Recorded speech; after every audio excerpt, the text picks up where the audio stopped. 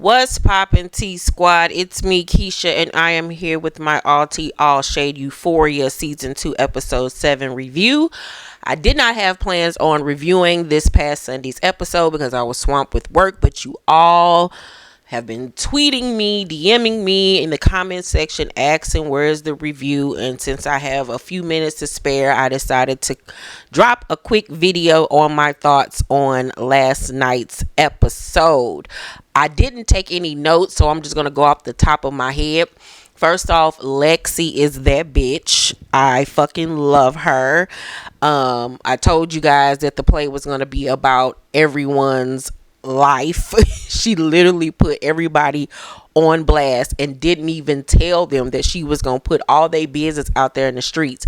Everybody at the school knows who she's talking about and knows these people deep dark secrets, which is kind of low-key fucked up.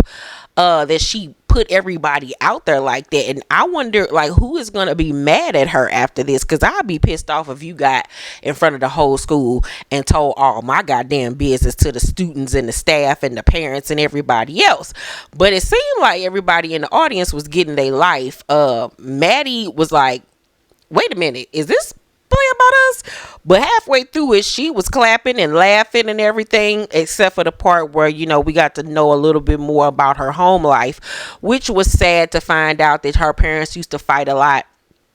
And it got to the point where she had to go stay with Cassie and Lexi for about a month or so, and she would cry herself to sleep, which made it even more messed up when we, you know, to know that Cassie would betray her in such a way, because Maddy really looked at her like a best friend and as a support system, and they really were close. And now when we got to finally see the aftermath of Maddy finding out about Cassie and Nate and how she was banging on the door and crying and asking her, how could you do this to me, instead of us just immediately seeing her whoop her ass, it made it even more sad that Cassie's self-esteem is so low that she would do that to somebody and put her needs and wants, because she wants to be loved and desirable so bad that she would risk a friendship.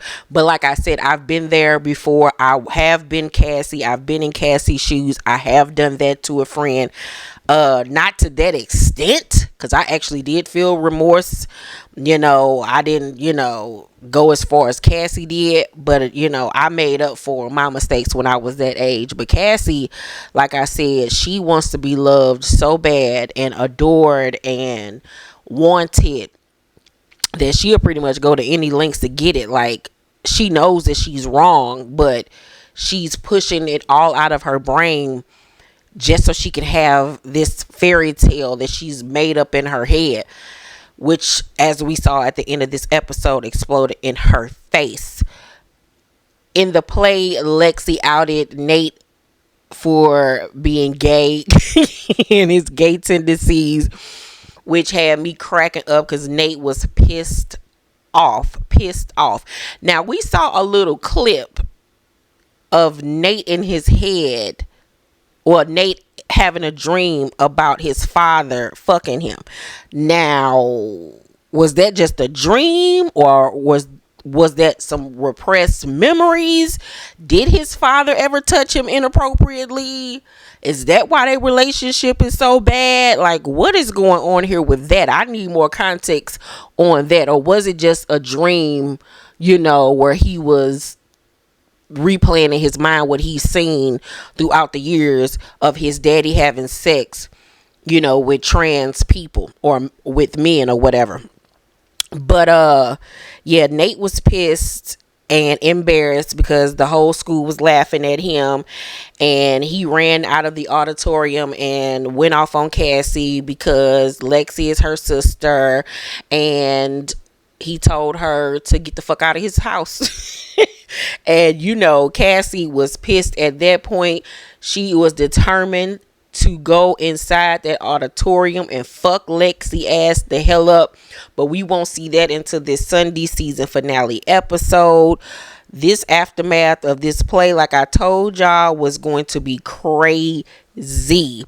Zendaya's character Rue was in the audience. She's been sober, she's been clean, and I thought that she would actually take the play harder than what her character took it.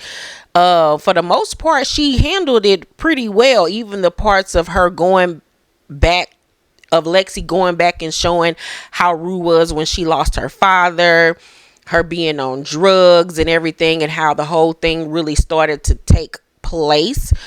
But she handled it quite well. I noticed that she kept on looking over at Jules, and Jules kept looking over at her, and at one point she said that, you know, they hadn't spoken to each other, and it's crazy to think how at one point she thought that her and Jules were actually like the one for each other, but like that's so far removed now. I never saw it for them in the first place. I still to this day think that Jules and Nate are meant to be with each other. I don't know if they'll be able to make him a redeemable character, but based off season 1, he and Jules like were a match made. You know, he just psycho and crazy, but I feel like he has to grow into accepting who he is to stop repressing his sexuality as well. What else happened? Oh, let's talk about Fezco and that big lip Barbie looking bitch looking like what's that damn doll from the Rugrats? Y'all know who I'm talking about. I can't think of the damn doll name, but that's what she looked like. Her and that dude are planning on setting Fezco up. Ashtray was peeping game though, because you know he always lurking around the house like a thief in the night, or like a roach trying to find something to eat in the middle of the night. And he peeped game, and he grabbed a box cutter and stuffed it underneath his sleeve of his shirt and went and sat right across him. That little motherfucker was looking at him like, do something, I dare you, do something, make a move, bitch. You could tell though that the big lip girl was regretting what she was doing, because she actually cares for Fezco. And knows that he doesn't deserve whatever they're about to do. Now, I don't know if they gonna like try to set him up like to steal from him, rob him, to kill him. I don't know what they're about to do. But based off the trailer for next week episode, it looked like they're gonna lock him inside of a room. I did see some blood on his shirt. I don't know if that's because of an altercation or whatever. If they kill Fezco or Ashtray, I'm going to lose my shit. But I told y'all from the beginning of this season, I felt like something bad was going to end up happening to Fezco. That either he was going to die or he was going to end up going to jail. And everything about this episode, especially with Lexi's inner thoughts and her saying that she always had a feeling something bad was going to end up happening, points to, like I said, Fezco ending up in jail or ending up dead himself, or like committing a murder, or something gonna end up happening to Ashtray. I don't know. I'm not ready for it, child. My spirit is not ready. But I just want to know, how did Euphoria High pay for this big ass Broadway production that they put on? They used up all the school budget. The Euphoria High kids only gonna be eating milk and crackers for the rest of the damn school year, because that was some elaborate set work for some high school kids. Like, what kind of school is this where they got this kind of budget? God damn it. Like, the kids already come to school dressed like whores and got bathrooms that's open to the public that anybody can walk past and see people going in and out of the bathroom.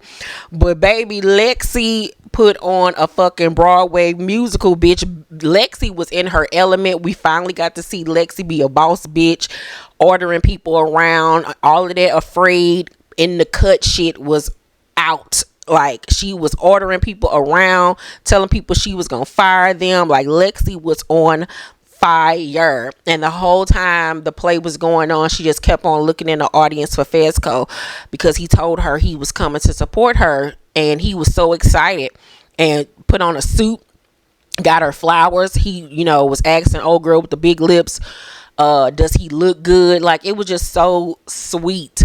What else? Only thing that I can say is I wish that we would have saw more of McKay this season, but we didn't get that.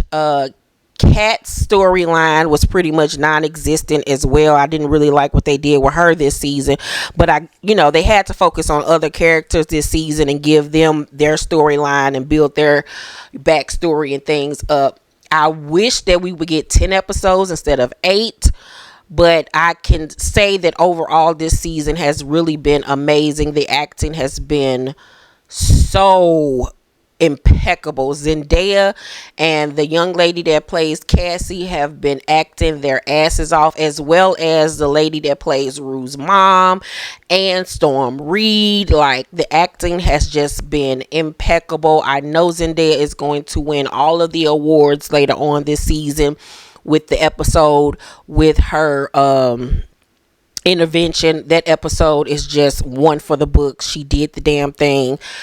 Episode 7 was a really, really strong episode with so many unanswered questions, so many things that are left out in the open for us to conclude on this season finale.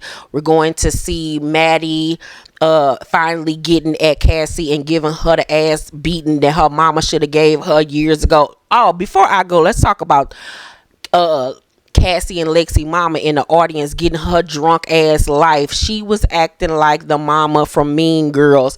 She was hooping and hollering, laughing. That's me, that's my daughter. I'm like, bitch, do you not see that you are a horrible mother and she's showing it to the world? She didn't give a damn. She just as delusional as her goddamn daughter, and that's where Cassie gets her delusions from, her crazy ass mama. But she had me cracking up laughing because she was so geeked and so excited, child. But yeah, I'm super excited for this Sunday's episode. I don't think that I'm leaving anything else out. I found it to be sad how the girls' friendship ended up deteriorating over the years and stuff like that, and how they all ended up going their separate ways. Hopefully they will all find their way back to each other with that core group of it being Cassie, Maddy, Kat, Lexi, and Rue. I really hope that Rue stays clean. I don't want to see her relapse on the last episode again like we had last season. But I feel like if something happens to Fesco, that might happen. Oh, let's talk about the mom telling her too that at this point she is done trying to get her not to do drugs. She was like, I can't do this anymore. Like, you almost about to be 18. You know what it is. Like, I'm not going to worry myself sick no more with this shit. And to be honest with you, if I was Rue's mama, I would feel the same damn way too. I can't save you unless you want to be saved, and it's apparent that you don't. And like she said, I gotta worry about Gia. If I gotta choose between the two of you, I'm going to choose her. And we found out that Gia has been acting up as well, not going to school. Her grades is low, and of course Rue doesn't know any of this because she too busy getting high. And you can tell it really affected her because she wants the best for Gia, and she's seeing how her shit is fucking up her little sister's life. So hopefully next season we'll get to see more on what's going on with Gia and how the effects of her sister being a drug addict and her mama putting all her energy into Rue has affected her. Because I really want to see more of Storm Reed's acting abilities and her character. And I think that that's what we'll get next season. And hopefully Rue seeing her sister, not going down the right path will help her to stay clean and try to fix the situation at home. But I agreed with the mama, like, girl, I'm tired of you. You do what you want to do. If you want to be a crackhead, girl, you go ahead and be a crackhead, but you're going to be a crackhead somewhere and not up in here because ain't nobody got time for you and your foolishness. And I'll be damned if you start stealing my goddamn silverware, bitch. But yeah, you guys, that was my review on Euphoria season 2 episode 7. Let me know what you guys thought about the episode down below in the comment section. Make sure to thumbs up this video, like and subscribe, and hit that notification bell button. I love you guys, and I will see you on the next video. Bye. Oh, you daughter? Shorty that ran into my fiance car.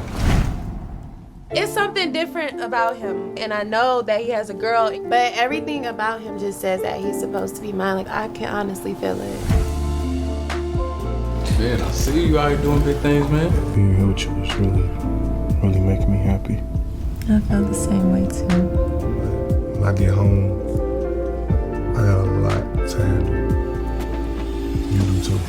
Know you got a man. You have a whole fiance at home, remember? Get out! Girl, did he hit you? I already knew how this little thing between us was gonna end. Can I be cooped up in this dirty, dingy ass motel room like this, bro? This right here, this is our reality. We both knew that this wasn't gonna work.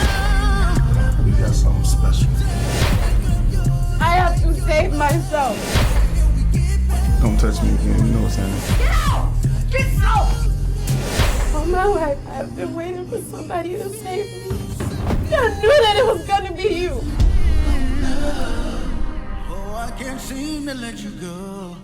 Available to stream now on Tubi.